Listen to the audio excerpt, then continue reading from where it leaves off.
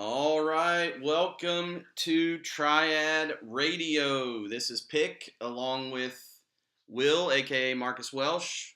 Will, how you doing? Doing good, man. It's a nice and clear Wednesday evening out here, about, I don't know, low 50s. It's nice. In Texas, 50s in Texas, huh? Yeah. I got a hoodie on. I got the hood over my head, the headphones over the hood. I'm all bundled up. Yes, it's freezing down here. I'm about to die. I spent probably about a 6 month period of time in West Texas, and it got pretty cold out there. I didn't know about the East Coast. I didn't the Gulf Coast. I didn't know. Yeah, no, every now and then we'll get down to about the 30s, maybe 2 or 3 times a year, but that's usually about as cold as it gets. I actually went to college up in Texas Tech out in Lubbock, so yeah, I know, man, those West Texas winters can be harsh. Yeah, we were in San Angelo, and Okay. we moved in December, and it snowed while we were moving, and I just couldn't believe that. Like, Wow. coming from West Virginia, we were used to snow, Uh, but just not expecting to go to Texas and get it. So it's pretty cool. yeah.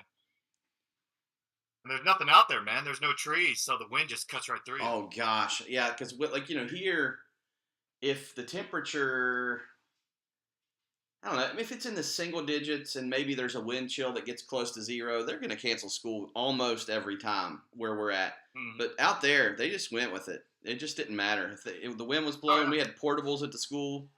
Gosh, it was cold. yeah, it gets brutal out there. Anyway, well, welcome everybody. Excited to be back for another night of Triad Radio, recapping last week, which was night 7, the Tears of Toprom, something like that, and It works. get to react and grade some tribulation role plays, and then move forward with the final, believe it or not, final night of the wit trials. Or not wit. Yeah. Gosh, what am I saying? Strength trials. Oh, I'm looking Hey, for. hey, I know we're all ready to get this over with, but hey, let's slow down, okay? It's still the strength trials. I am so excited for wit that I forgot that we're still in strength. So there we go. So we're in the the home stretch here, the strength trials. We just passed halfway overall for the entire year, Mhm, which was pretty mhm, cool. mhm. I remember I was thinking the other day about this. When the buzz was starting for Triad, when we were just launching the campaign on Twitter with the marketing of the countdowns, and we started laying out the plan. I remember seeing a few tweets that that it wasn't even going to make it till August or September or whatever. Which, I mean, nobody knew what we were doing anyway. So and history being what it is with e-feds, somebody saying they had a year-long plan probably wouldn't work normally. Yeah. But so far, so good. We're still on track, and everything's rolling along as good, if not better, than what we thought it was going to. Yeah, I always love it when people say stuff like that because that's like a motivator for me. When someone says, "Oh, you're not going to make," it," I'm like, "Oh yeah, motherfucker, I'm going to do it twice." Yeah, So, exactly. yeah, Exactly. Oh, negative yeah, four. man. Somebody said it's -4 degrees in Scotland right now. Is that what that on the Yeah, comments? I think that might be King of the Skies over there, the newest member of Triad, Oh Mister Lord, Sean Parker. -4. What is that, like a real thing? What do they measure things over there in Celsius? He's got to be he's got to be doing Celsius. I would think, I would hope. Okay, but that makes it even colder, I think, right? Because Oh wait, yeah, you're right. No, it's got yeah, that's 32 right. Fahrenheit would be 0 Celsius. So Well, okay, no, that would make more sense Celsius, right? yeah, so it wouldn't be okay. Yeah, so it'd be like maybe like in the Yeah, 20s, maybe in the high teens or low yeah, 20s. Still cold. yeah. Jeez. You'll have you'll have to excuse us, dumb Americans over here, Sean Parker. We don't know anything but our Americanized Fahrenheit and our miles per hour and our miles instead of all that good stuff. Hey, I can I can Metric I can teach you how to convert if you want. If you want to learn how to convert between Celsius and Fahrenheit, I know the formula. We can. And last time I heard that was a guy in a suit on my front porch, and I did not enjoy the conversion, so we'll pass. Oh man, you get to wear a cool white shirt though. That's true. That's true. Always pressed, always clean. So. Get some tennis shoes. We're going downhill here. Let's stop. Yes. Yeah. Oh, Sarah Schaefer is in with the 24.8 Fahrenheit Yeah, equivalent. I belive that. There it is. And that could be. There it is. If I'm wrong, correct me. But I believe that is Miss Shazanasti. So. Oh, okay. So we got the listeners. They're participating. They're ready. They are ready so to the go. only thing that's that we should do here is prolong it as long as humanly possible. I think we should continue to talk about ourselves for another 30 minutes and just see how dedicated these people are to TRIAD. Yeah, I feel like that's the only reason they would have signed in, to do this. Yeah. Hey, I'm curious, Sean Parker, if you're from over across the pond, here in America, we would definitely think that you have an accent. But I'm curious as to what you think about this redneck accent from West Virginia. So chime in. Tell me what this sounds like. Am I even speaking English? I'm curious. We'll wait for his response. It sounds fine to me. I think I had more of an accent about a year or two ago, but doing all this on-screen work, I think I've sort of neutralized my accent. Yeah, I still, I'm sure, sound country, but not, dude, it was bad like 2 years ago. I had this big Arkansas twang. It was rough. Yeah, I mean, well, I've lived, like I said, I've lived in West Texas just for a very short period of time. Here in West Virginia and South Carolina. So I've really not had a chance to lose it. If nothing else, I've probably gained a few different regional dialects to go along with the nonsense. So It is what it is, Speaking of... It's certainly not... Go ahead. Oh, no, I was going to say, speaking of the acting, inquiring minds are dying to know, Will. Last night in the Discord, yes. I told them that you had about a 16% chance of kissing a real, live, actual human female yesterday. Mm-hmm. And they are dying to know if that actually happened. Well, all I can say is a gentleman doesn't kiss and tell. So. Oh, man. But what about you? What do you say? I'd say it went pretty good. Okay. 16%. Let's just say it went fine. It went fine. It was a good time. So a learning experience in some ways. So. All right. Well, there you go. Yeah. So that you heard it here first, folks. It may or may not have happened. Yes, exactly. Yeah, for sure. It may or may not have happened. Always got to keep people guessing, keep people wondering. But anyway, I will say this. Yeah. I've got this big scene coming up on Tuesday, and I'm working on it. I got to do a scene based off a Christmas song and the lyrics. I'm doing Rudolph the Red-Nosed Reindeer, and I'm torn between it being Rudolph killing the other reindeer or a halftime locker room speech where they're firing Rudolph up to go out there and win one for the team. I'm not sure which way to go. Interesting. Yeah.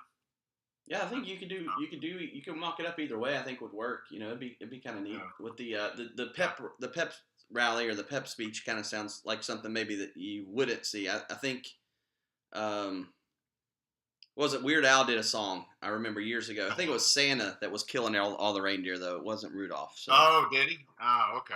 But it's not the same because it's not Rudolph doing it. And if anybody had a reason to kill the reindeer, it's Rudolph. I mean, they wouldn't let him play any reindeer games. Yeah, exactly. They treated him like shit, and then all of a sudden they're like, "Hey, Rudolph, lead the sleigh." Yeah, all right, I'll lead it right to the side of a mountain. Yeah, we actually watched that last night, my son and I, and he calls them the claymation classics, and cool. So we're sitting there watching it, and it never fails every year. Like everybody treats that guy like garbage, and then the second the snow comes, he's like the hero. Yeah, and right. Give Rudolph the props because he just rolls with it. He's like, you know what, these guys, they kind of sucked, but I still got to save the day. So yeah, he needs some. I think Rudolph needs some counseling. I think he's emotionally battered. So. Yeah, for sure. He would if he was an e-fetter, he would be one of the most well-adjusted e-fetters I think there would be. Oh yeah, he would be. He'd be very active on his Twitter account. Yeah, he probably wouldn't even punch a wall if he lost. No, he would just dip his head, sulk, and his little nose would turn all dark and non-lit. It would not be lit up. Whatever the opposite of light is, dark. Yeah, there you go. Well, you want to get into this tonight? Let's talk some e-fetting? We might as well. Yeah. So one of the things, before we go further, I think we probably just need to address real quick. Some of you may be out there noticing the absence of our third owner, Bobby, aka TLS, and nothing wrong, nothing bad or anything. He just decided to step away from e-fetting for a little while, and so his team continues on. Team TLS will still be part of Triad, and we'll still have a third team for Wit and all that good stuff. It's just for right now, he's going to take some time and just hang out with his family and do what we probably all should be doing, honestly. Um, but yeah, so that's what it is. And so we'll be moving forward, just the two of us, as far as grading and stuff like that. And if anybody has any questions, obviously you can hit us up. But um, no real drama, anything like that. We're actually real cool, still talk and all that good stuff. It's just he's taking a day or two, week or two, whatever it is, to chill out. Yeah, no, he stepped away. I would tell people, especially people on the team TLS, uh, if you have an issue and you need to reach out to somebody, hit me or pick up. We're the ones that are responding for now. Just associate Bobby with a guy that's on vacation and give him his space and his time, and he'll be back maybe, hopefully, I don't know. But yeah, that's not anything like super negative. Just had to get away. So Yep. it's it is what it is. We all do from time to time. And I think what's important, and I don't think anybody's like, spiraling or crazy about it, because we did tell the team earlier, that his team had a heads up about that. But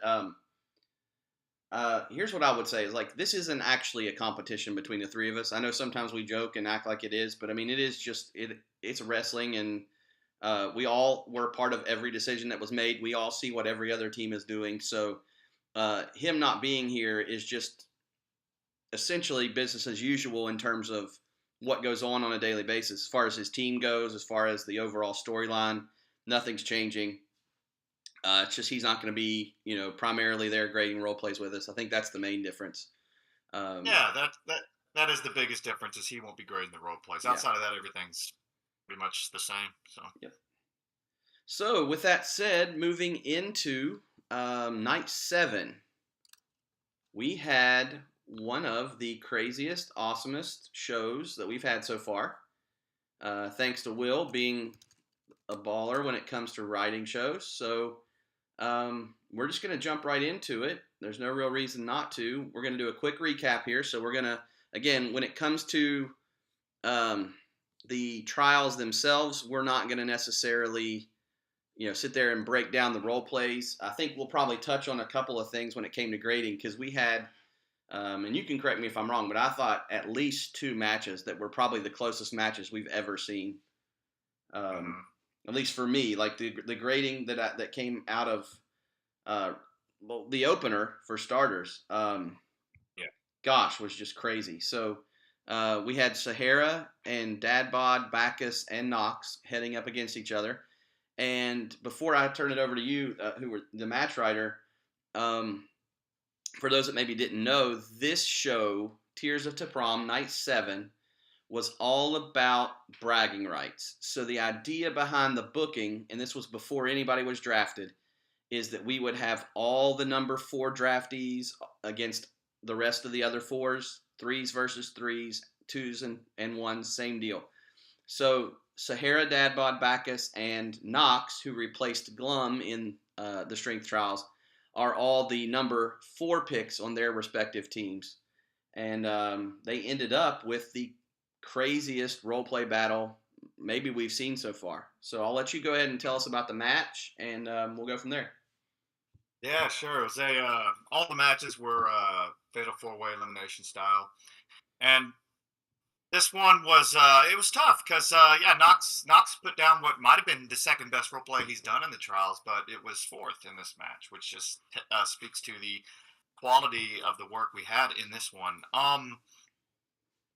Basically, what this came down to for me was you had Dadbod and Bacchus in the finals, and for me the story was Dadbod, great first night, very disappointing second night, kind of doubting himself, struggling through the match, trying to find himself, is in there with the ace, basically, of e-fetting over the last year, Bacchus. Yeah. And can he hang with Bacchus? And they went back and forth, and Bacchus kept throughout that exchange, realizing he had to up his game, and Dadbot proving himself, and at the end, Backus gets him, but not after a hell of a showing from Dadbot to kind of continue to put Dadbot and his ascension over. Of course, there was Backus and Knox. They don't like each other at all. There was a lot of that in there, and then you had Sahara. I just love writing the characters, so it's easy to do her stuff with Dadbot and Knox and so on and so forth. So it was a fun match. I really thought Backus stepped up this week. I think he took one of the biggest leaps we've seen since TRIAD started from one week to the next. It was like a totally different style, and it really worked. And he had, I think, the second highest grade of the week. Mm-hmm. I think it was second highest. And Dadbot back to form. A good bounce back. Sahara. I mean, the thing about Sahara is they're so effortlessly talented that you just kind of take it for granted. Like every week, it's like, oh, there's another good Sahara role play. Yeah. It's just that writers are so good. And I'm not saying they get penalized for it. You just get used to the quality of work every single week. And then Knox.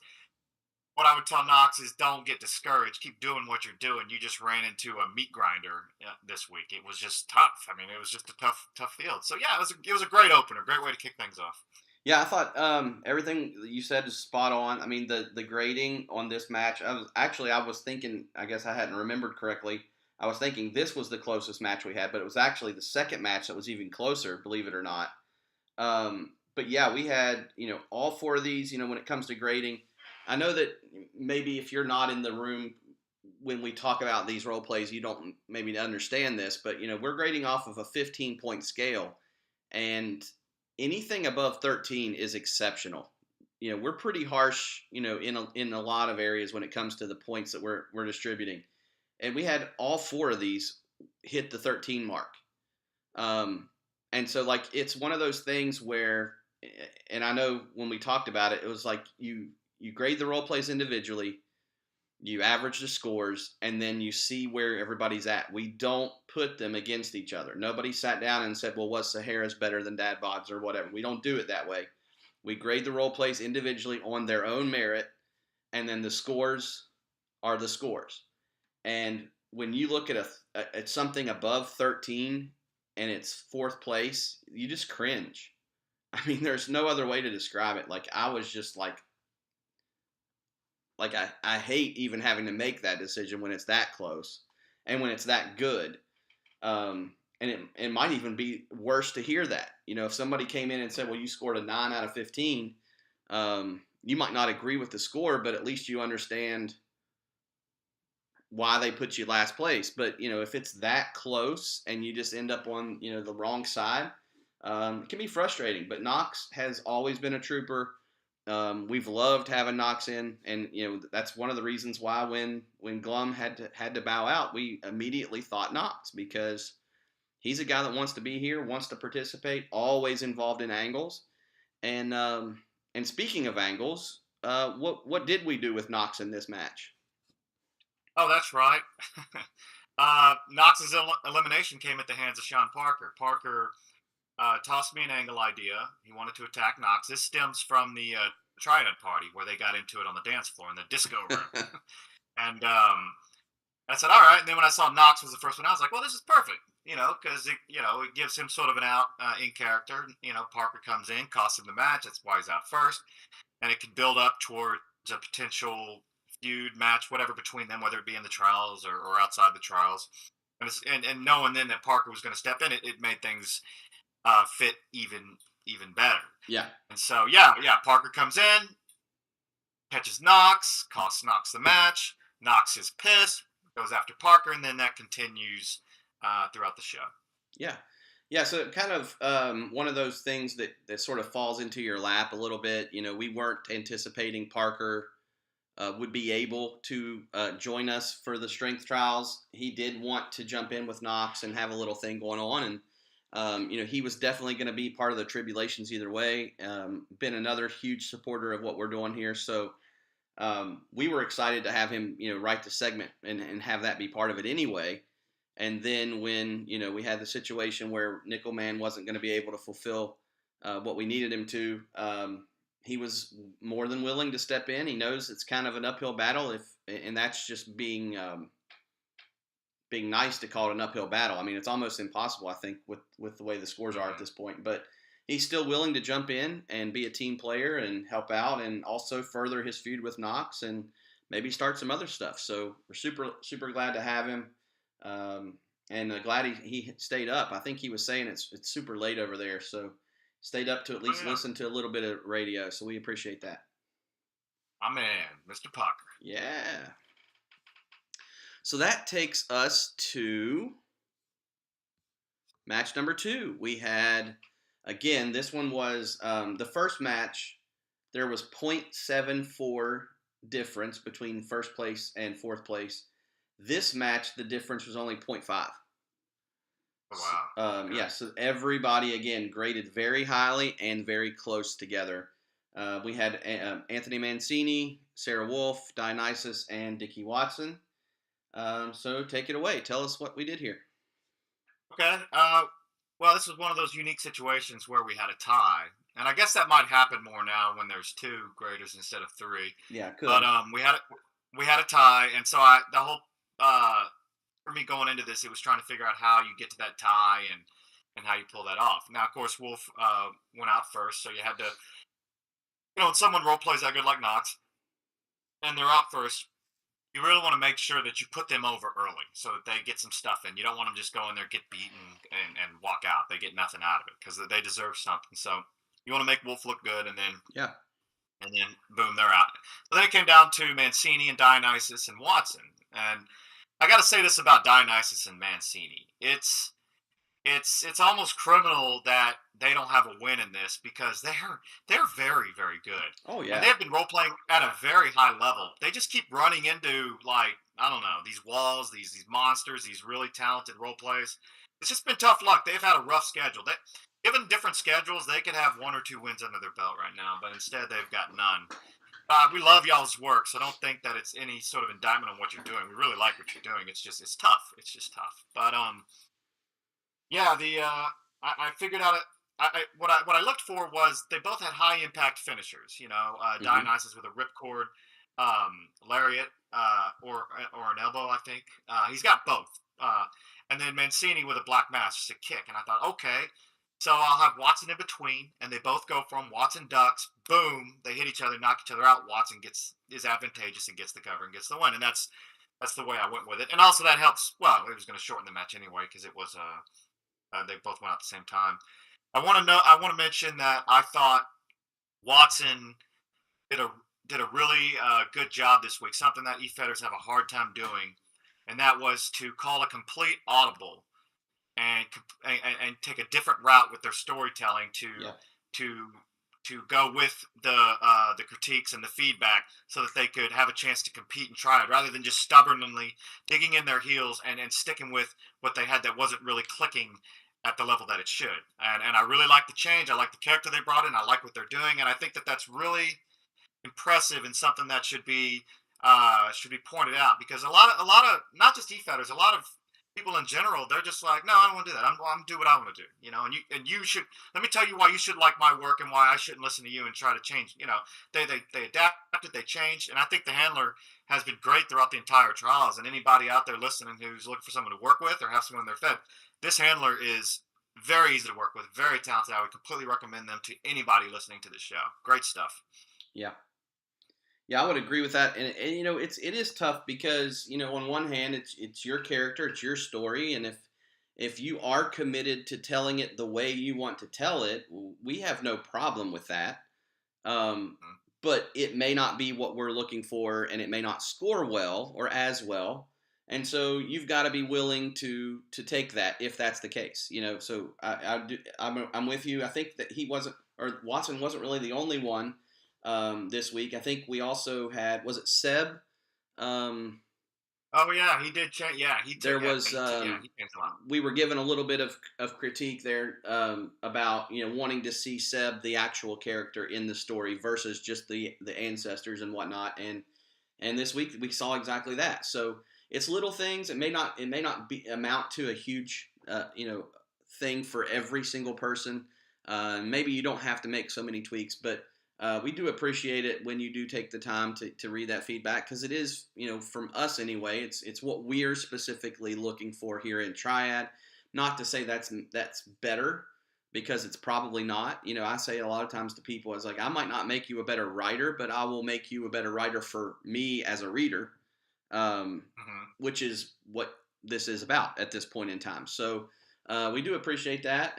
We take the time to make those notes for you for that reason. A lot of people wanted them anyway, but I do think if you read them and you take them to heart, chances are you're going to see some scores improve, which is what we saw here with this match. So, and I like that too, because you had done such a good job the first 2 weeks building Mancini and Dionysus up as these monsters in the ring. And so I really did like the dynamic, because they tied anyway, in terms of scores. It just made sense that they would take each other out somehow. So I thought that was a creative way to do that. Put Watson in the middle, let him be the strategic, psychological, more, taking advantage of the brute strength backfiring, so to speak, which plays into all the character work that these guys have been doing. And really will give them something to launch forward with, I think, for Night 8 and beyond. So really good stuff.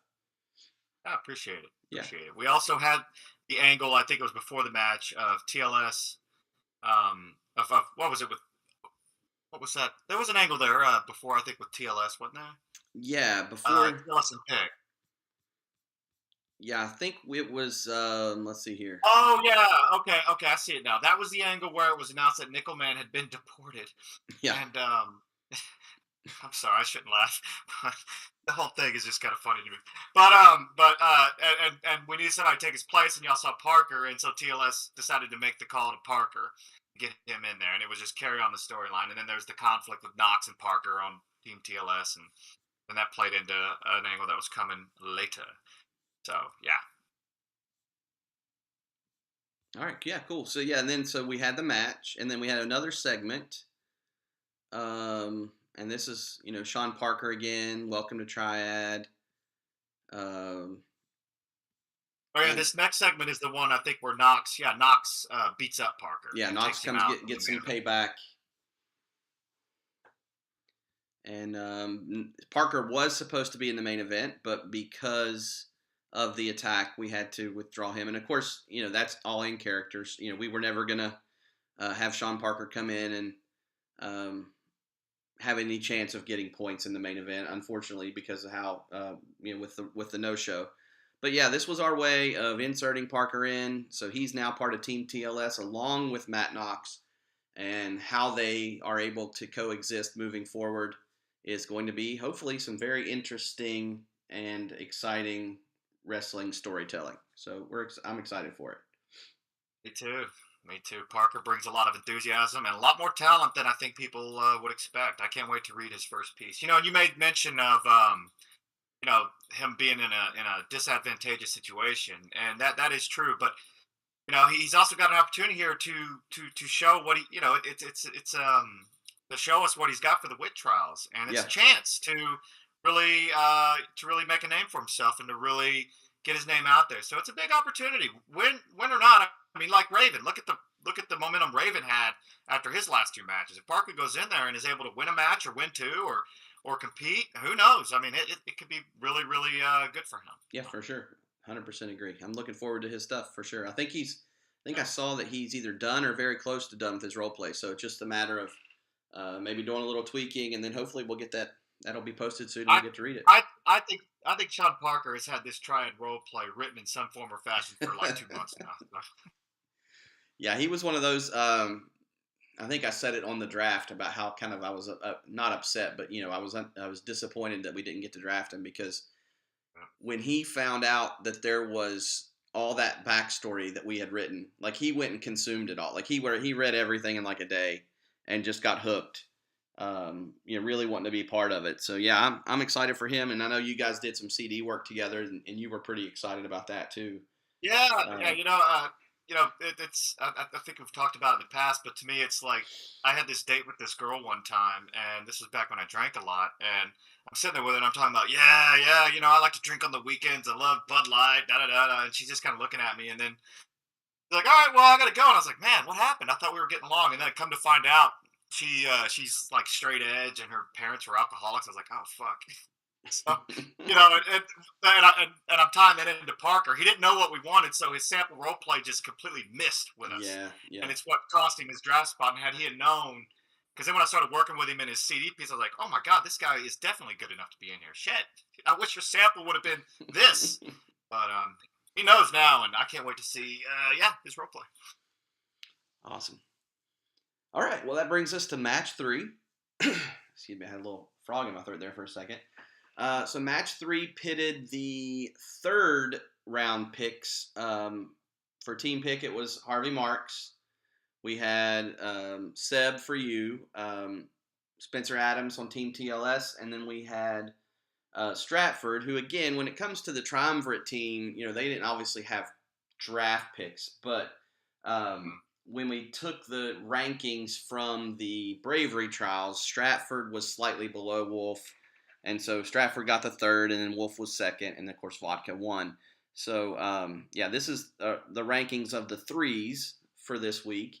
And going into the match, it's very interesting. Before the role plays were written or posted, a lot of people might have looked at Stratford as like a heavy favorite to win, just based off of how incredible his previous role play was. Where he had kind of dominated the field at least that week. And so, we went into this week, Stratford potentially being the favorite, but then you have Harvey, who's hungry for his first win. You have, Seb looking to bounce back a little bit. And then you have Adams, who's just kind of been kind of in that spot of like a perennial, not to say that they can't be more than this, but just a perennial number 2 so far. In terms of the matches, like just kind of right there, but always losing out just by a slight margin. So they all kind of had something to prove this week. And why don't you go ahead? This wasn't quite as close, still very close in terms of grading, but it wasn't as cut or as close as those others. But go ahead and tell us how the match went. Yeah, well, when you're dealing with a character the size of Harvey, I think the first thing you've got to look at is, especially if he's not going to win, kind of how he's going to go down, because the physics are like 6'7", 450-pound dude. Like, I mean, that's it's hard to take a guy like that down. So and then you have Adams, who is, from what I gather, like an ally with Marks. So he's not going to help them beat up Marks. So you had to sort of neutralize Adams while Seb and Stratford kind of did their work on Marks to try to weaken him. It's sort of a, let's get this guy out of here so that then we can all of the same size sort of compete. And that's sort of how it went. And it was like just, going after the big guy, and he's weakening and weakening and weakening, keeping Adams out. And then eventually Marks is gone. And then it's Adams against the other two. And then Adams sort of has an uphill battle to climb. But if I remember correctly, I think Strat was sort of murky on whether or not he was helping Seb with Adams. I think Strat might have actually exited the ring, and Seb had to take care of it himself. I'm not sure. Some of this is hazy. It's been a long week. But then Adams gets pinned after looking strong, and then it's down to Seb and Stratford. And we're playing into this whole thing with Stratford sort of, maybe I don't know if doubting himself is the right word, but just sort of kind of, having some holes in his arsenal. And he's going against Seb, they're going back and forth. And I thought a good way to sort of play into that would be for Seb to catch him and pin him with like a small package or something. And then that's what happened. And it was so close too, that it's a fitting sort of like out of nowhere pin. And then Seb walks out and he's finally got that monkey off his back and he's celebrating. Meanwhile, Strat's just sitting in the ring like, can't believe I let that one slip away, Yeah, and I think that's that's like the second time that Stratford has sort of had the rug pulled out from under him by not being decisive. Which was one of the things, talking to him, OOC before even this trial started, he was looking to explore that side of Stratford. I think the character of, not being so cold necessarily, and being a little conflicted, I think.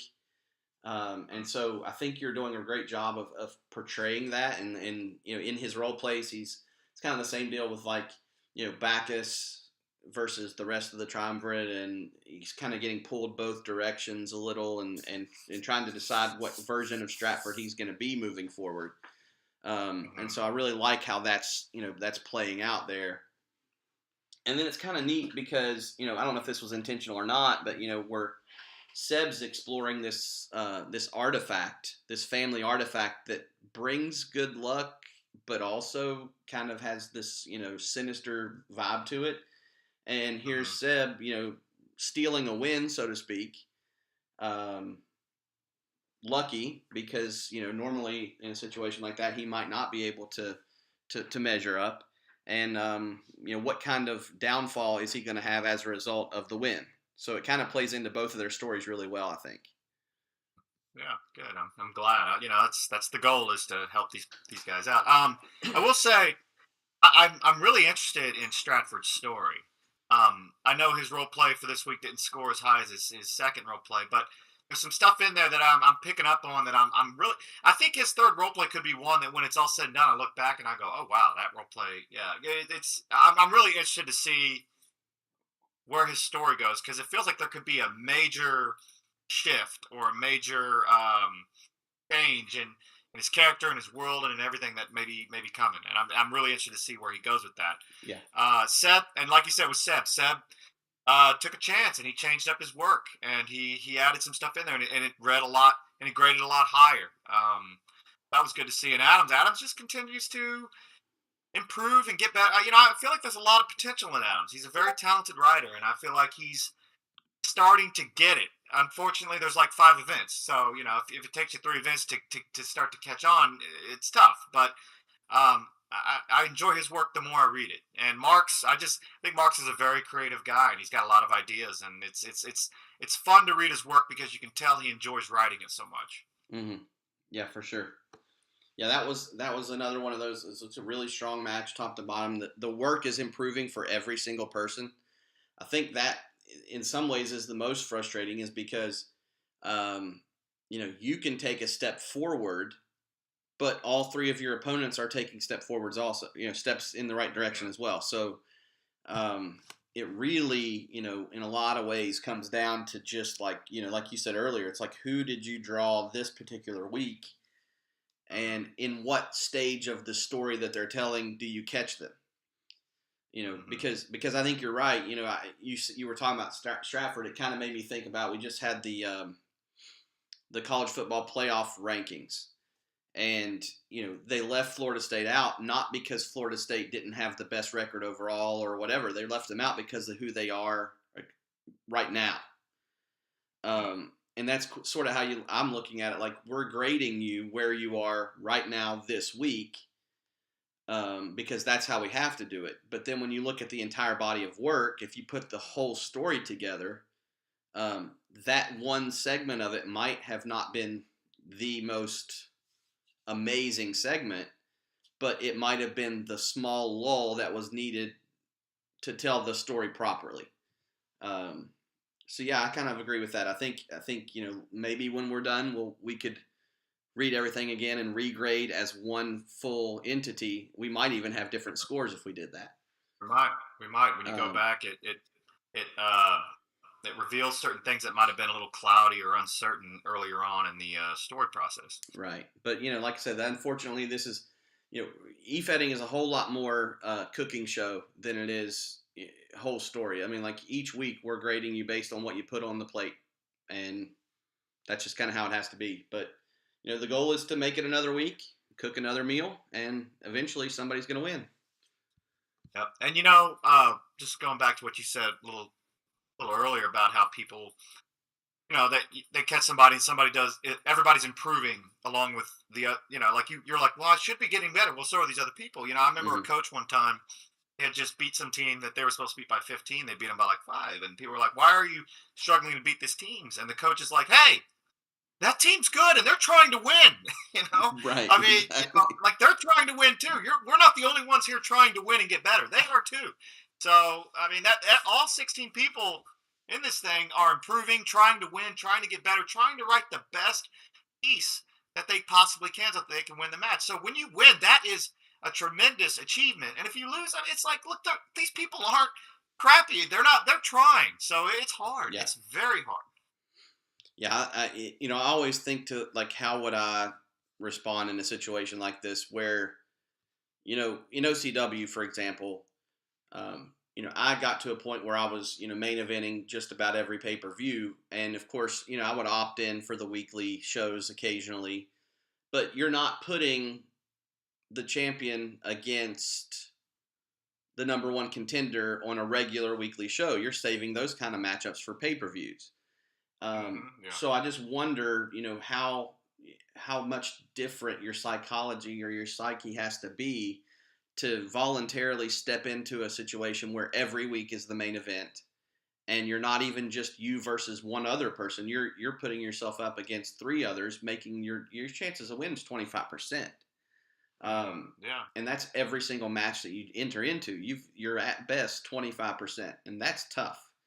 It is, and if you're running like a normal Fed, you take someone like Dionysus who hasn't won yet. Well, you just they lose the first match, but then you book them against somebody lesser, and they get a win, and they Yeah. get another win, and then they get another pay-per-view match. You offset the disappointments with with one big loss, you give them two or three chances to win and to but it's not just constant brutal match after brutal. I mean, it's a grinder. It really is. Yeah, it's And it's crazy. a grind, and it's tough, and I don't think it's almost unlike anything I've ever seen in e-fighting, and I think that's why some people can get kind of discouraged or frustrated because you are used to the formula of, all right, well, I lost this big match, but that's okay because I'm going to rebound, I'm going to beat this guy, and I'm going to beat this girl, and then Yeah. I'll get back there. But there is no that. It's final boss after final boss after final boss after final boss. Yep, 100% agree. It's just tough. And speaking of final bosses, the number ones, the final match, we had Alias, who was coming into the match as the overall point leader for the strength trials. You had Kat Cortez, who has just been continuing to, I don't want to say plod along because that's not the right word, but just continuing to be consistent at the top, either winning or second place, and just continuing to write great stuff. And then you have Vodka, who same spot as Kat. Both had 5 points. Both were tied for second overall in terms of points. And, of course, both were coming from the Bravery Trials finals. So you kind of have a little bit of a rematch in history between those two. Alias, I think this might have been his first time in Triad with Vodka, at least. I can't remember if he had a match with Kat earlier or not. But either way, this is the match where all the number ones got to be together, and we, for lack of a better way of saying it, it's the bragging rights. Which one of the number ones was able to come out on top this particular time? And the extra added element was the match itself, the Tears of Taprom, which is essentially like a reverse battle royal where you're getting thrown into a pit of water until the last person stands. Yeah. So this when we found out that Nickel Man wasn't going to be in it, it really changed the the dynamics of the match because with four, then you could sort of play up they're in the tiers and they're reaching in there, but with only one, there's only going to be one at any given time, so it sort of diminished that element in my mind to the match. That's when I started sort of rethinking the match itself. And I thought, we haven't really gone too deep into sort of the mythical and the Tomb Raider. Kat keeps calling it Tomb Raider, Indiana Jones. That's sort of vibe. We've been around the temple, but we haven't been in the temple. And this thing is in the temple. Like in reality, this anomaly is inside the temple. So I sat down. I didn't know really how to write it, and I just thought, all right, I'm gonna have them each entering the temple. And then as I wrote it, I sort of did it as it read, where Kat enters, and then she goes through passes, and then on the other side, it's Alias, and then it's Vodka, and Mm-hmm. showing them sort of entering and feeling the place out and making it, setting the tone. Then they all run into each other. And there wasn't a whole lot of wrestling in this. It was more excavating, exploring, trying Yeah. to find things, historical stuff, and then it boiled down to Alias being dragged into tears by the spirits of Nickelman and Sterling, who he had both sort of wronged or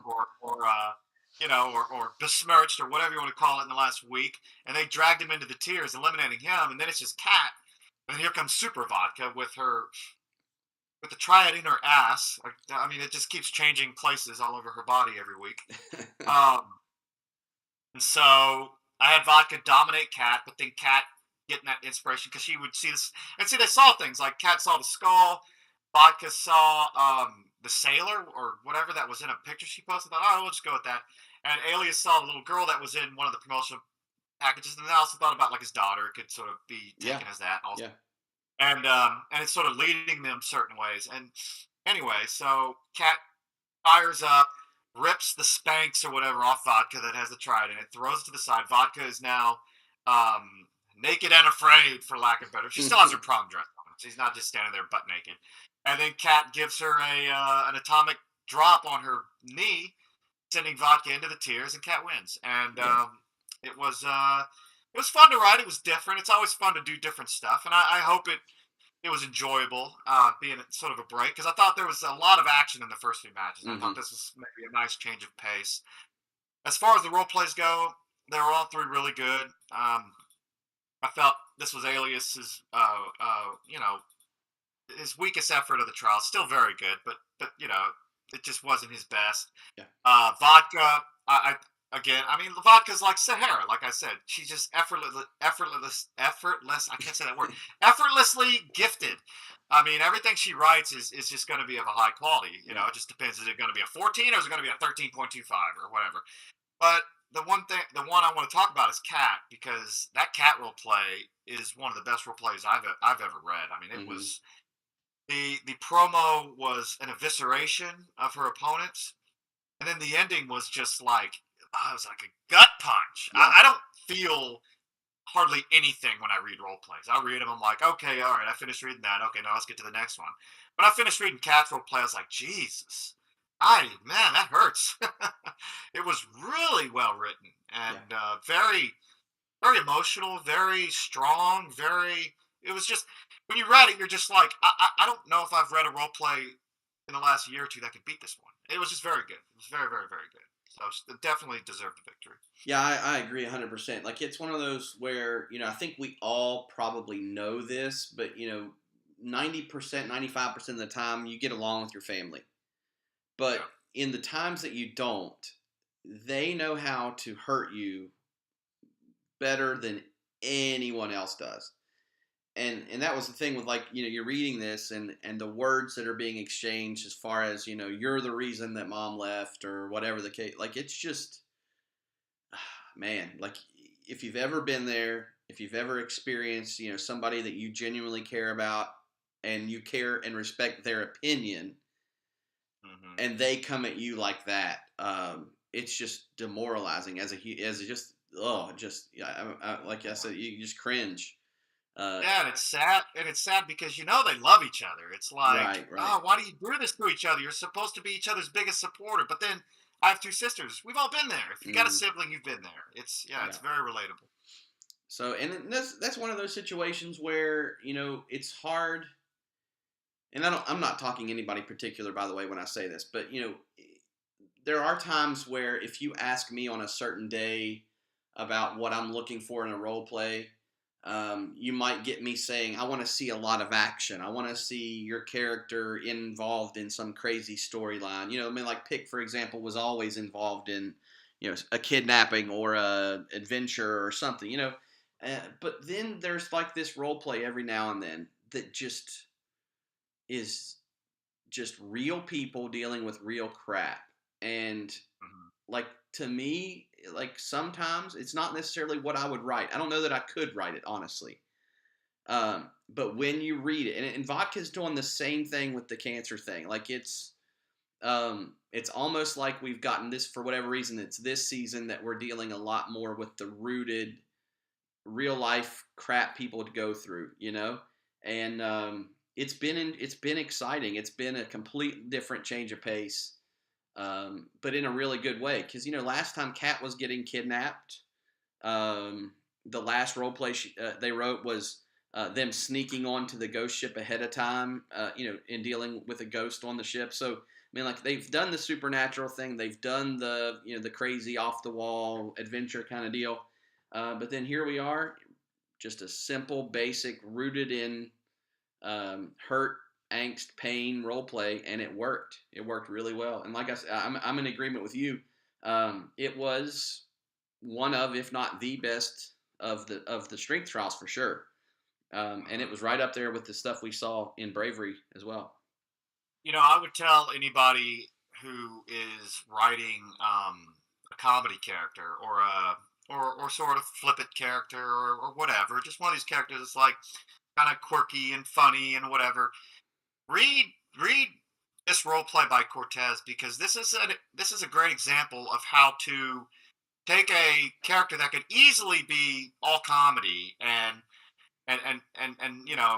no bite, no action, and read this, and it shows you how to be competitive at a high level with sort of a quirky comedy. Because you read her on Twitter and you think, oh, it's just some shit posting comedy character, but then you read this, then there's extreme depth to this character, and I think this is a good study for people who want to write a comedy character, but they don't know how to get them over, and how you get a comedy character over in a competitive setting. It's hard. It's hard because it's hard to master, to get it down, but Cortez does have it down. And like you said, you don't have to be running from ninjas with stars and throwing stars at you to have a compelling action storyline. Like some of the best movies, and I'm having trouble pulling them up in my mind. Some of the best movies, they take place in like one house, just one house for an hour and a half, and it's an amazing movie. It's because it's relationships and it's atmosphere, and if you can set those up properly, then everything else you do after that is interesting and entertaining. People sometimes bypass the relationships, the atmosphere, because they're like, oh, I gotta be robbing a bank. It's like, well, who's robbing the bank? Why are you robbing the bank? Who are you robbing it with? What are the stakes? Relationships and atmosphere are extremely important if you want to draw the audience in and have them compelled and interested in what you're telling. Yeah, I think the hardest thing, because you're 100% right. I think the hardest thing with writing, when you're doing 5 pieces like these people are, is, I'll give you an example. One of the movies that's very similar to what you were talking about. There's a movie. It's very old. It's called 12 Angry Men. I don't know if you've ever seen it. Yeah, I know. Yeah, it's Henry Fonda, and they're jurors, and so the whole thing takes place. They've been in the trial. They're ready to sit down and deliberate, and it's all over the course of one single deliberation. Basically, they come in the room. One person says not guilty. The rest of them say guilty. And then they spend the next 90 minutes essentially working their way through it, and it's a fantastic movie. It goes down one of the top 100 movies of all time for the American Film Institute. But you can't have 12 Angry Men Part 2. Like I think that's the hardest thing is you write something that's great, and it is like this. Like it's real, it's raw, it's emotional, and I'm sitting in a room talking with someone. But I can't just continue to sit in the same room and continue to talk to that person and expect the reader to stay engaged and stay at a high value, I think. And I think that's the balance you have to try to find is, where does the Cat character now go with the brother, advancing the storyline, whatever the case might be, but also not make it seem like it's just a retread. Like that was a blockbuster, so now I'm going to give you the exact same thing again. Well, that doesn't always work, That's true. You got to change it up a little bit. You got to figure something out that makes it different. And they're a good enough writer. I know they will. But I think that's always the challenge for, when you're writing 5 role plays and you've got it kind of spaced out, when something hits right, your tendency is, hey, I'm going to give them more of that, and rightfully so, but just don't make it obvious that it's the exact same, story. change it up a Yeah, little bit. it's like if you're at a restaurant and you eat this really nice steak, and they're like, okay, and then they bring you out another one. You're like, I want a dessert, man. I Sure. don't want another steak. I already had that, you know. Well, you So might. yeah, I yeah, think I'd take another that's, steak, but I get it. I get would you? what you're saying. All right, yeah, yeah, yeah. Come on, don't ruin the metaphor, man. I thought it was pretty good. So No, absolutely, I get it. And so yeah, that takes us to the end of the show. Super cool AI graphic to end it. Um, been kind of a what are you cool. talking about? I drew that myself, man. Oh well, that's amazing. Uh, You should take over full time graphics if that's Oh, you you. know what? I have a confession to make. It was AI. Man, I'm telling you what, this stuff is crazy. Um, this AI is just changing the game. Not just e-fetting, but just like life. Um, Yes. it's crazy. Like because we're trying to do a balance here. I mean, like in some ways, it's easier just to do the AI if it wasn't for the text kind of always screws around. But um, Yeah. Once they get the text figured out, oh, it's over. Because I'm actually using it to try to make company logos and stuff for some of my companies, and the text gets a little wonky. But once they mhm. get that fit, oh man, it's yeah, Yeah, it's a game changer. Yep. put me out of a job for sure. I mean, it's. But We better wrap. I'm trying to do a little mix and match here. So we're using some of the AI stuff in the images. There you go. If you saw, I know you did, but if anybody saw the cat logo for first place this week, really cool thing with the golden skull and the luchador mask. I thought that kind of turned out really well, and that was all Well, that part of it yeah, was I thought that AI. was a great graphic. So yeah, we can use a little Photoshop and a little AI mix and try to appease everybody there. So it was good stuff. Yep. Yep. All right, well that's the show. Excellent work, everybody. Night 7, probably. I mean, you're gonna get tired of us saying it, but I think it was probably the best we've seen so far overall, top to bottom, and Mm. no reason not to expect the exact same thing to happen week 8. Mm-hmm. Just because that's who we're dealing with. We're dealing with people who are incredible at what they do. It's going to be interesting because we have Parker entering the mix, and we haven't seen that character role play in this environment. So that's going to be a different thing. I think it's going to be pretty cool. Um, and yeah, it's kind of interesting. And I know we can run it down. Let's run it down real quick. I'm looking at the matches. You got Knox and Watson and Vodka and Marks, and of course we know the history that Knox and Vodka and the whole triumvirate have, and so that dynamic is going to be there. You got Watson coming off a win, Marks still looking to prove himself. Mm-hmm. Going to be a really solid opener, I think. And of course, all of these are tags this week, so it's going to have a different feel to it. But they are elimination tags, and we have done these before. It's just been, I think we only had maybe like 2 up until this point, but this whole show is Yeah, tag just matches. two. Yeah. And the idea was, a tag team turmoil, kind of play off the word turmoil. But they are all elimination, and it is still one person who will win. And the tag dynamic's kind of neat because you could end up in a situation where it's a 2-on-1 and you overcome that obstacle. You could potentially eliminate your own partner if there's enough animosity. So it kind of gives some options to keep the matches fresh, and it's not the same 4-way every week. So yeah, that opening match I think is going to be solid. You got Dadbot and Seb tagging together. That's going to be interesting. Wolf and Parker. Parker's brand new to the game. How's he going to relate to the triumvirate? I think I think for you anyway, because you're going to do the writing. I think unless I have to step in. But I think the thing that I'm most interested in is the Sahara Stratford tag team. Yeah. Because of week 1 and how we set that up with Sahara sort of stealing the win from Stratford at the very last minute. So I think that's going to be a cool dynamic. How do they play off of each other after the history that they have? And of course, they're going against Alias and Mancini, which is just a behemoth of a tag team in their own right.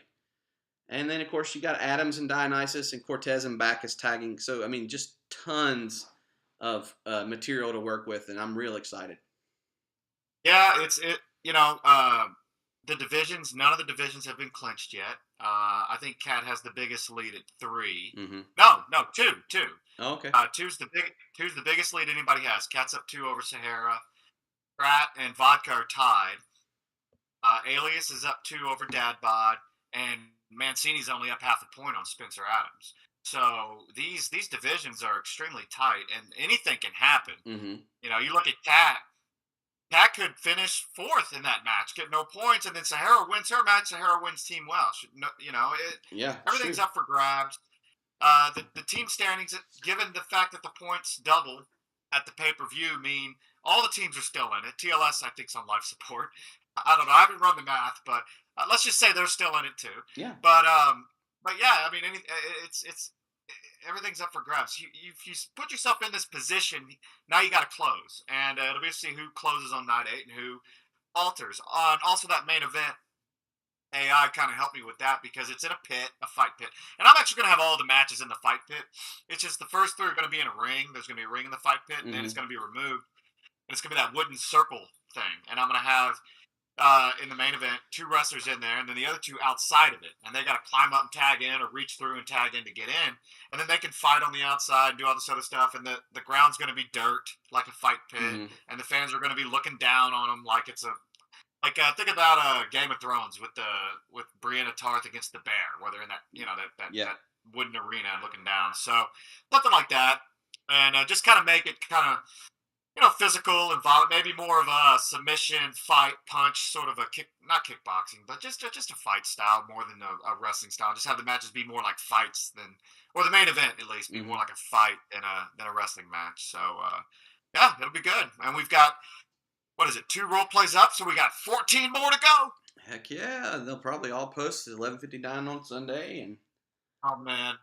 I don't know about. I think we both did because we had to, but I read probably 32,000 words in about a 12-hour span. Yeah, it was rough. I mean, it's what we signed up for, but it was. Oh yeah. It would be helpful if they were spread out a little bit more. If anybody, if you're the person that waits till the last minute to write, we don't want to change your process. You obviously are good at what you do. If you're the person who writes it all 2 weeks early and then just waits to post, maybe help us out and don't be that person. But, whatever. You do you. It'll be fine. Yeah, it's fine. We can handle it. Yeah. It's not that big of a deal. We just like to complain. We just like to complain so you guys know how hard it is on us. Yeah, we do. Yeah, you need to, that way you can be nice to us and Yes. Just please be nice. Be considerate. I'm tired of Mancini calling me a bitch all the time, so I'm just trying to Yes. Speaking of nice to pick. Speaking nice of, to pick. Listen to this. You're the head of HR. So, all right, what you got? This guy Mancini. So I'm not gonna, details of Discord and whatnot, but this guy's about to go on a week-long vacation to paradise while the rest of us are dealing with the cold, and so that's what he posted early because he's not going to be in town. So I just kind of want to share my jealousy for that. But have fun. You deserve it. Yeah. Great writer and great participant. All the characters that we've had so far that have been with that handler have been great. So hopefully when he gets off that boat, we can gift him with a big spooky loss on Wednesday. So. Oh, don't say that. No. Right. I like him. He's one of my favorite handlers in the Triad. Yeah, it's been good. But most of the time, and we had some hiccups with some folks that were disappointed, and maybe on both sides weren't handled very well. But I mean, overall, this has been a great group, just as much as the first time around. I think it was so new with Bravery. Everybody was just trying to figure things out, and it was a little bit easier of a flow because of that. And then, this time around, we were established enough where people were coming in maybe with some expectations. And, but we've ironed a lot of that out, I think. And for the most part, I think everything's been running pretty well. So, yeah, it's been great. And speaking of, we did have a tribulation match this week. So we can maybe transition into that a little bit and talk about the 2 role plays that we got. Or two participants, I guess maybe is a better way of saying it. Mm-hmm. This week we gave, I should say, the option to participate to 5 people who weren't originally drafted. That would be Aaron Blue, LCP, Matt Knox, Maxwell Stone, and Shazza Nasty. And of those, of course, Knox is now part of the strength trial, so he may have chosen not to post because of that. But we did have a role play from LCP, and we did have one from Shazza, actually two from Shazza. They weren't exactly sure what the rules were there, so they posted two, which is fine because we only had two people. So we know the rule. We know what's going to happen. They're both going to advance to the pay-per-view finals. But the whole point of this is to talk about role plays on air. So what do you want to do first? I'll do Shaz's first. Okay. Yeah, because that was the first one I read. I actually read both of her role plays. I'm only gonna grade her first one. I'll talk a little bit about her second one. But let's see. Her first one, I gave promo a 3.75. I gave readability a 4, and I gave character development a 3.75. So I believe that comes out to an 11.5. I thought the writing was pretty strong.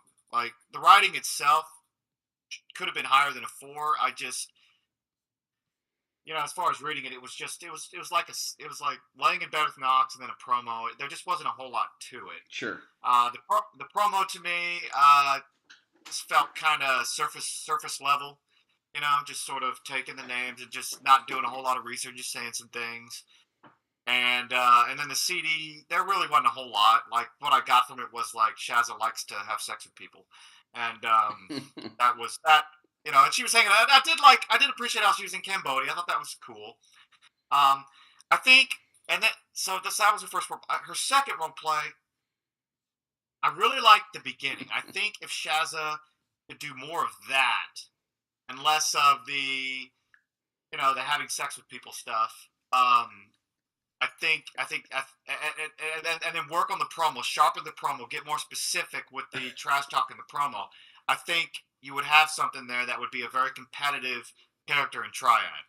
Because the opening to her second roleplay was very well written and very interesting. It was about her childhood and her mother and addiction and things like that. And I thought it was extremely well written and pretty compelling. And then after that, it cuts to the hotel room and she's having sex with Harvey Marks, of all people. And it was just like, okay, well, now she's in 2 role plays. She's had sex with 2 members of Triad. Who's next? And but it's what she wants to do. It's fine. I'm not hating on it. I'm just saying, I want to see more of the beginning of that second role play and a more focused promo. Put them together, and I think you've got yourself a pretty strong competitor. So, yeah, I would agree. I think your scores, I think, and mine were pretty right on. As far as promo, yeah, again, 3.75. I thought there was some room there that could be better, and I understand. I mean, like the character itself, like I'm looking it back over now, just there's a reason. I've got a line that I wanted to point out, but it says, "I don't know who I'm fighting, but I know what I'm fighting for." Aaron Blue, Lewis Pinks, and Matt Stone. These are people I don't know beyond a face and a name. That's one of those things that you see a lot of times in matches like this where you're not so familiar with your opponents and you kind of use that as a crutch. Well, I have to say something about the match, but I don't know what to say, so I'll say I don't know what to say. And, obviously there is, ways potentially to do some research that could be helpful there. But even without research, this is the kind of opportunity I feel where the match talk is probably going to be more about who you are and less about who those opponents are. And so, and I do think that she did a pretty good job of that, talking about, I know me and those sort of things. But, I want to see, what specifically can you do to make the others fall at your disposal? And I think, there are some marks that was hit, marks that weren't. Readability, I might have been a slight bit higher on readability if it wasn't for the specific content, and not so much that it's about sex, but that it's continuously about sex. And here was the line that I wanted to kind of point out. It's, the first 6 paragraphs are about her and Knox being in bed together, and the thoughts and what was happening back and forth. But then later on, there's a line, and it says, um,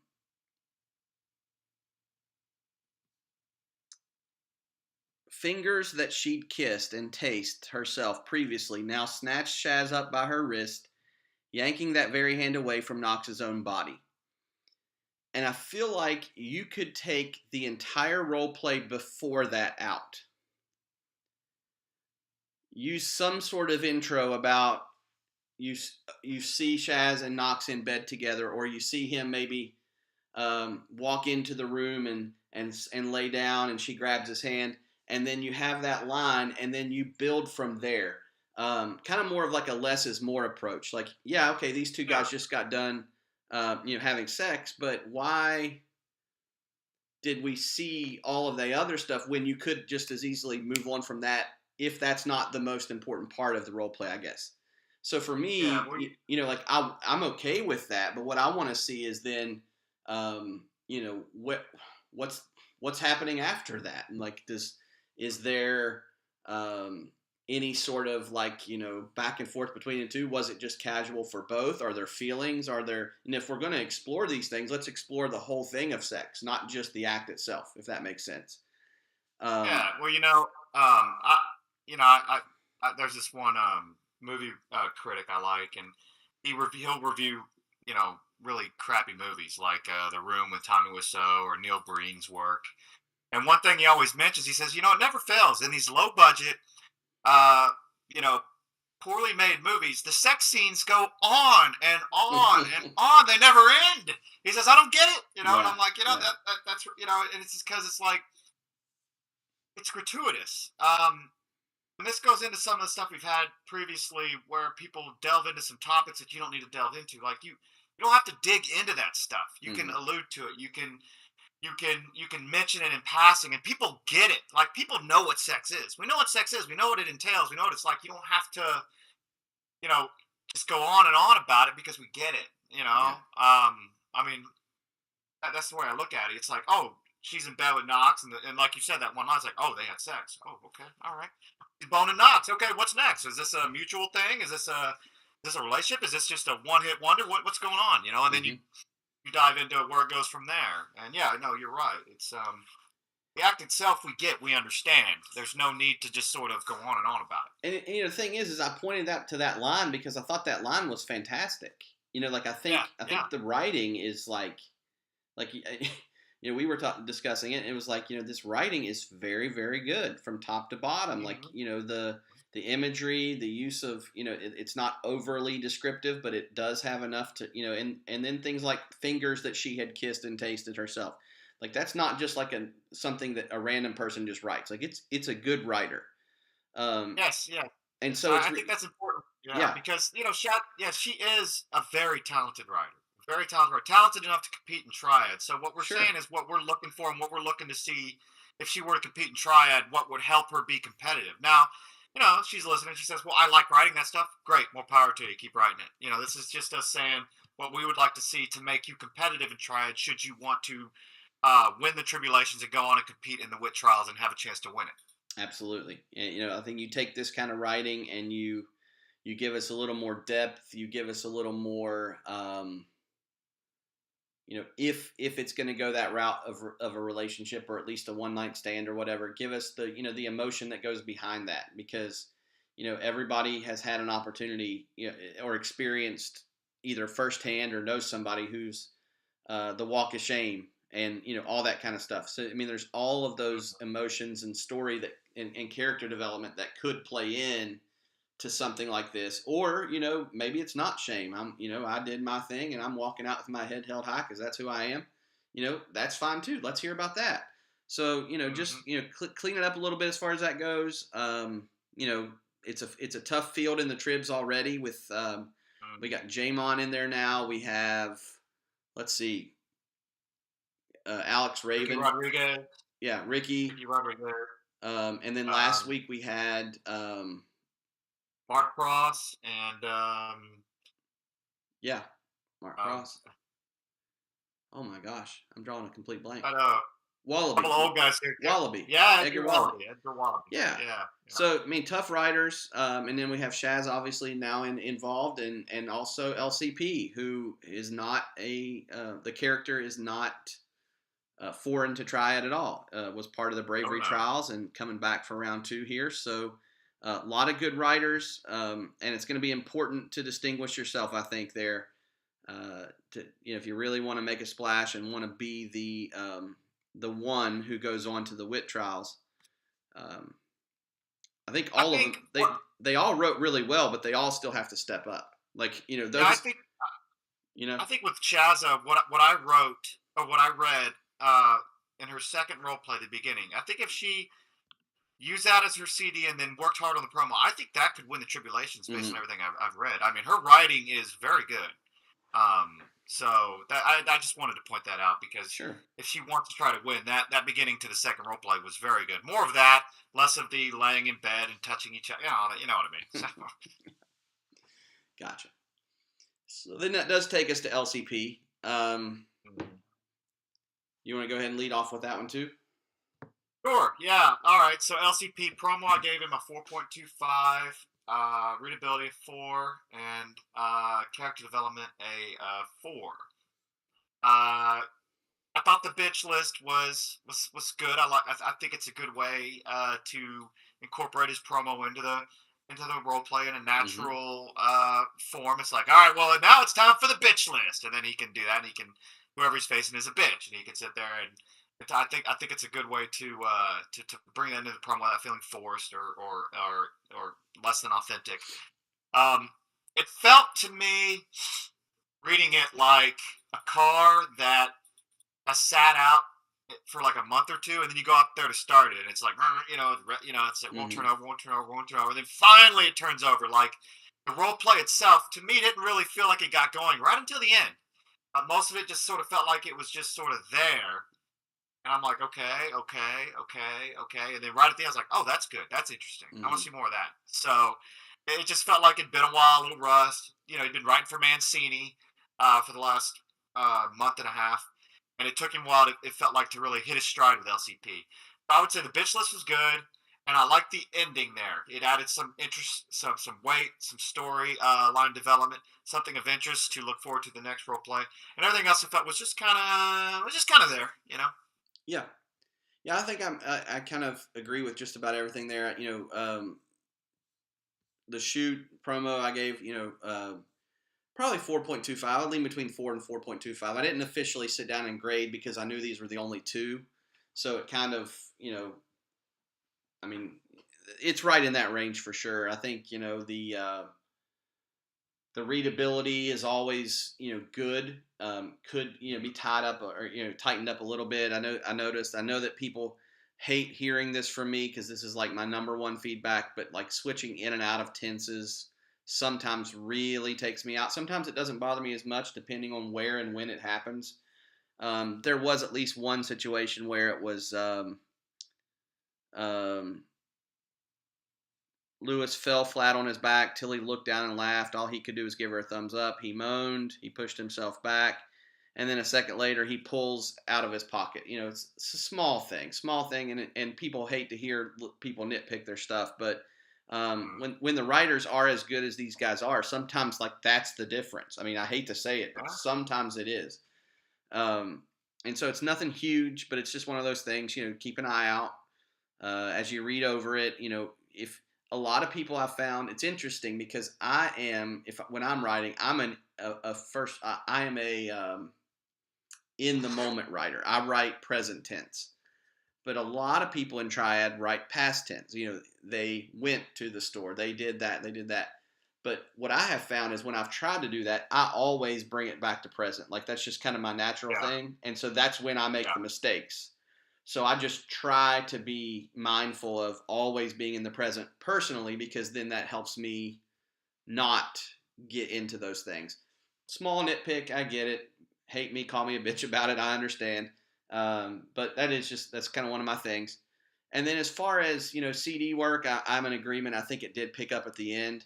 I think it'd be a solid 4. And if we had maybe seen a little bit more, movement ahead of time. Obviously, he's in a room, he's talking to his wife, and then they get into the DNA test at the end, and what does that mean for him and his character moving forward. It's definitely one of those kind of cliffhangers where it's not written so over the top that you're obviously trying to get somebody invested, but at the same time it's an interesting thing. It's a real life thing people do. I took a DNA test and found out something that I wasn't expecting, and it's definitely with this character. I think it helps a little bit that we already knew the character. We know a little bit about LCP already. We've seen how he's dealt with some of these other people and adversity and whatnot. So it's easier to be invested, I guess, is maybe how I would say it, because we've already seen the character before. So yeah, I'm interested in the character moving forward. This was a good piece. I think we saw some things that were stronger in Bravery. And I know with Mancini, we're seeing some really strong stuff too. So it's going to be an interesting thing going back from serious to a little bit more comedy, like with LCP. I think that's a balance that he's going to have to find.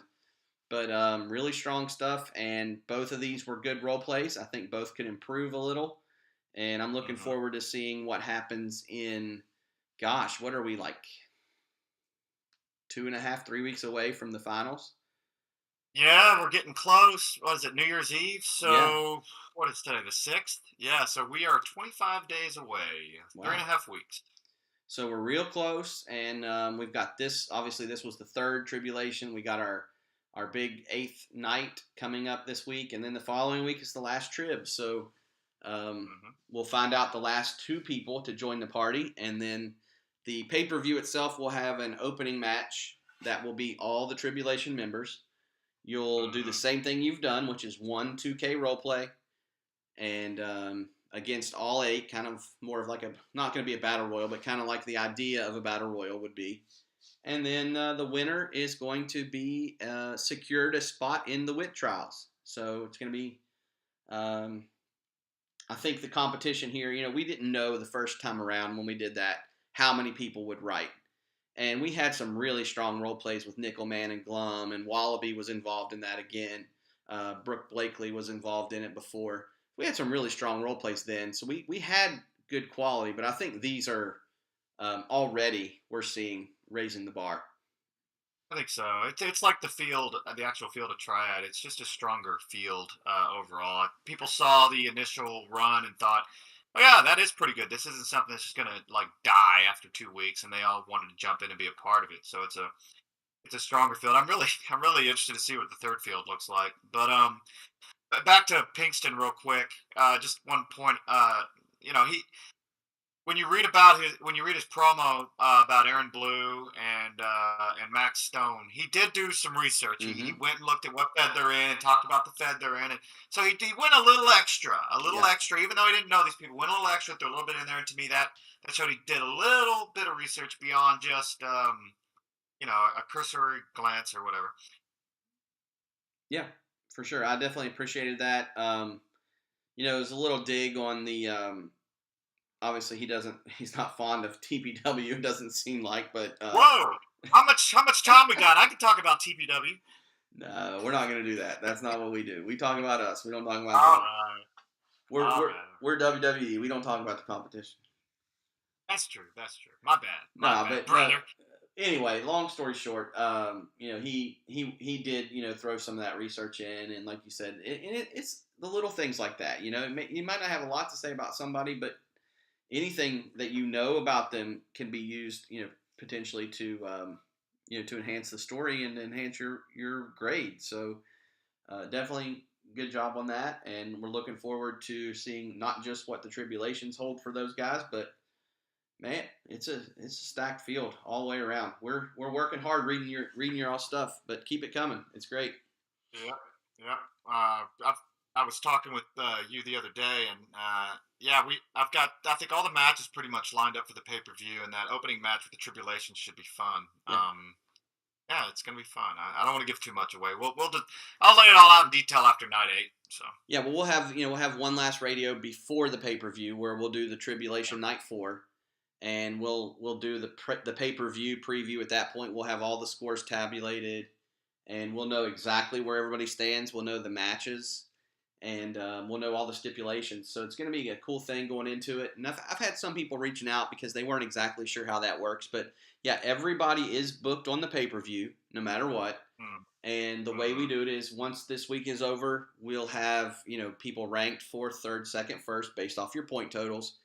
And, once that's the case, basically all the 4s will go against each other, all the 3s, all the 2s, all the 1s, but it's based off your performance. So unlike night 3 where it was all about your ranking as far as your draft, this is actually based off of how you did.